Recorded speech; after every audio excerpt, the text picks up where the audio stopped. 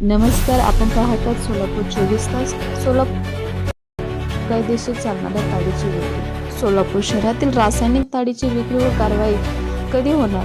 कारवाई करा या मागणीसाठी सोलापूर जिल्हा परिषद पूनम गेट येथे बसलेले सध्या देसाई साहेब यांना निवेदन देऊन सुद्धा दुर्लक्ष का करीत आहेत? निवेदन देऊन सुद्धा देसाई साहेबांचे डोळे कधी उघडणार? एकीकडे सोलापूर शहरातील तरुण पिढी बिघडू लागली आहे व मावा, गुटखा, अनेक रासायनिक ताडीचे असे धंदे खुलेआम सुरू आहे. सर, आपण या ठिकाणी एक पहिला दिवस आहे तुमचा, कुठली मागणी होती, कशासाठी बसलो आपण? अन्न औषध प्रशासनाचा सोलापूर जिल्ह्याचा बॉस श्री देसाई साहेब मागील अनेक वर्षापासून सर्व तक्रारी अर्जांना केराची टोपली दाखवलेला आहे.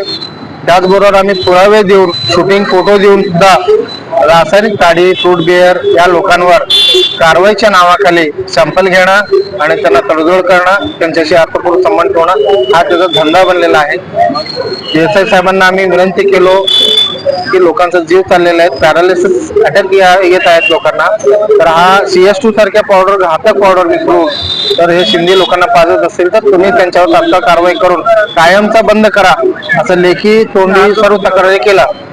मागील 2 महिन्यामध्ये अनेक तक्रारी अर्जांना देऊनही त्यांनी कारवाई केलेला नाही.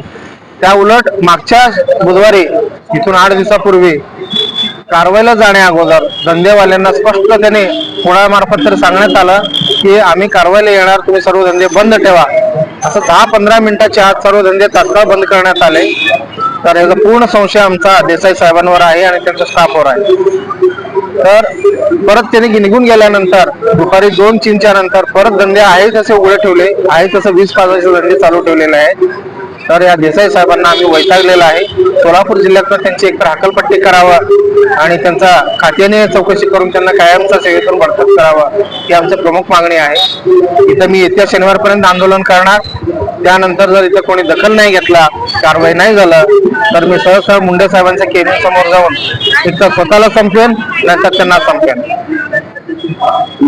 धंदे तर सोलापूरमध्ये भरपूर आहेत. लोकांना विष पाजण्याचा जे धंदा आहे, रासायनिक ताडी आणि शिंदी, फ्रूट बिअर आणि गुटखा, हा धंदा पहिल्यांदा बंद केला पाहिजे. हा तुकाराम मुंडे साहेब आल्यापासून फक्त कारवाई करतो या भीतीपोटी लोकांनी आपापले सर्व धंदे वेगवेगळे स्थान बदलून, जागा बदलून, व्यक्ती बदलून चालू ठेवलेले आहेत आणि त्याचा पूर्ण मलिदा हा देसाई साहेब आणि त्यांचा स्टाफ लुटत आहे असं माझं म्हणणं आहे.